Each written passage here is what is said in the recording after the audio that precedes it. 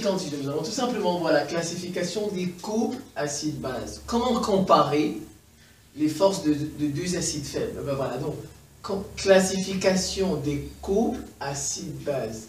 Comment peut-on les comparer? Comment peut-on les classifier? Bien les classer, tout simplement. Alors, je vais me placer de ce côté. Pour comparer les forces de deux acides faibles,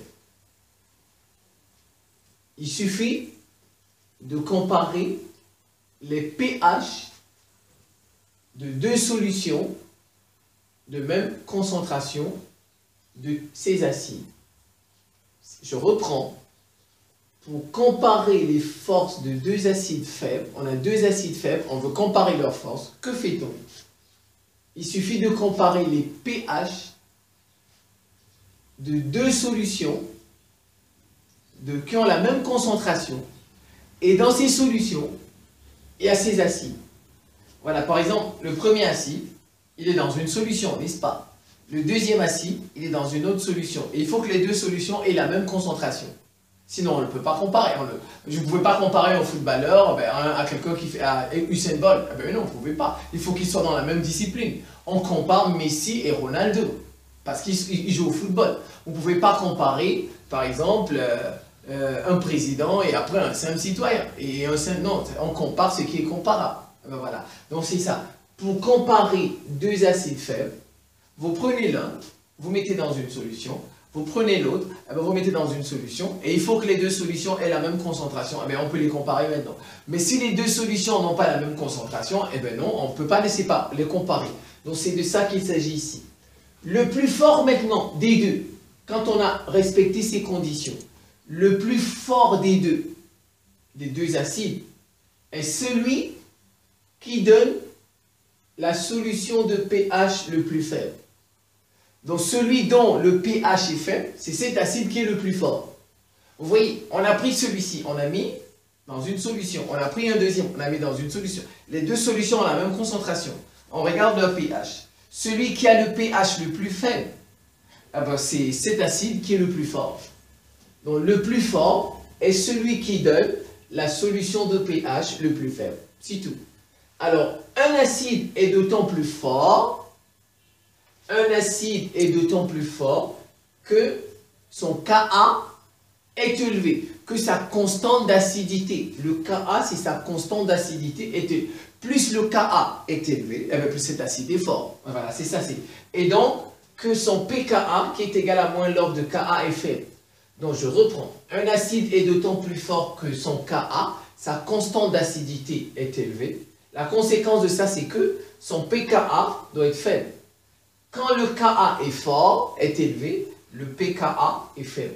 Un acide est d'autant plus fort que Ka est élevé, et donc que son pKa, le pKa lui est égal à quoi? À moins log de Ka, le pKa est faible.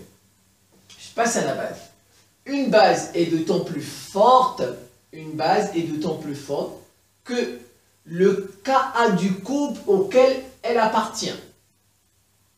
Voilà, une base est d'autant plus forte que le Ka, la constante d'acidité du couple auquel, je vais enlever un L, le couple auquel cette base appartient est faible.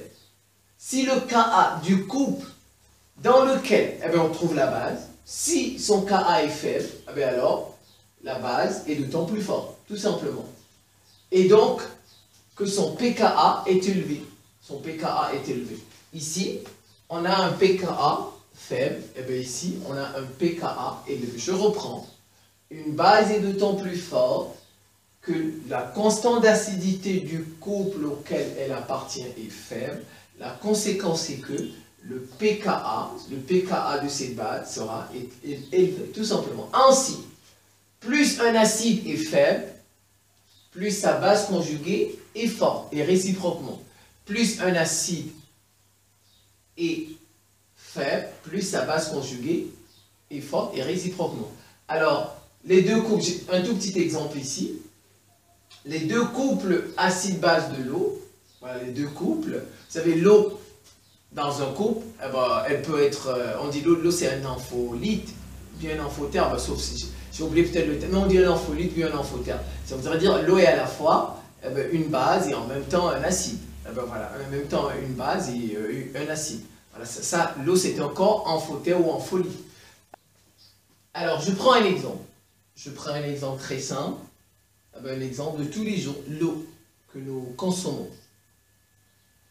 L'eau, en fait, c'est un ampholyte. On dit encore un amphotherme. L'eau peut être un acide, comme elle peut être une base. Donc, c'est un ampholyte, c'est encore ampholyte. L'eau peut être en même temps un acide dans un couple, et l'eau peut être aussi une base dans un autre couple. Donc, les deux couples acide-base de l'eau. Ici, regardez. H2O, HO-. Ici, l'eau est acide. Et voilà sa base conjuguée. Dans ce couple H3O+, ça c'est l'acide. Et l'eau est la base. Regarde, on a deux couples. Les deux couples de l'eau.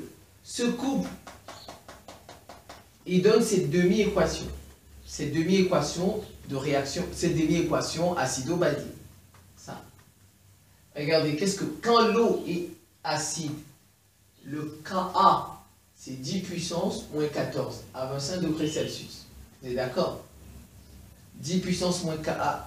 Mais lorsque l'eau est une base, comme ici, voilà, l'eau est une base, ouais, l'eau est un acide ici, l'eau est une base, alors le Ka c'est 10 puissance 0 qui est égal à 1. Qu'est-ce que vous remarquez?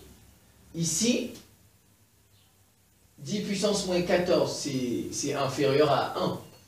10 puissance moins 14, ça va donner, si vous faites ça, ça va faire 0, c'est plus petit que ça. Vous voyez, le Ka ici est plus faible que ce Ka.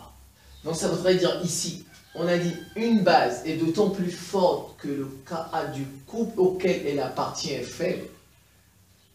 Ici, le Ka est faible. Non, il est fort. Le Ka, il est fort ici. Donc ici, l'eau est faible, est d'autant plus faible. Une base est d'autant plus forte si le Ka, le couple du Ka est faible. Mais qu'est-ce qu'on remarque? Ce Ka est plus grand que ça. Donc on peut dire que l'eau est d'autant plus faible. Est d'autant plus faible dans ces deux exemples. Alors, mais ici, le Ka, cette fois-ci, il est moins élevé. Ça, il est moins élevé. Alors, on dit ici, un acide est d'autant plus fort que le Ka est élevé. Donc, en fait, ici, c'est l'acide qui est plus fort. Ça, H3O+, il est plus fort. Voilà. Et ça, il est faible, si vous voulez. C'est le contraire ici. C'est le contraire ici. Ici, il est plus fort, parce que le Ka, il est de plus en plus faible. Vous voyez un peu? Ça, on dit H au moins, il est plus fort. Voilà un peu un petit exemple, vous revoyez ça tranquillement. Je vous remercie pour votre attention et à très bientôt.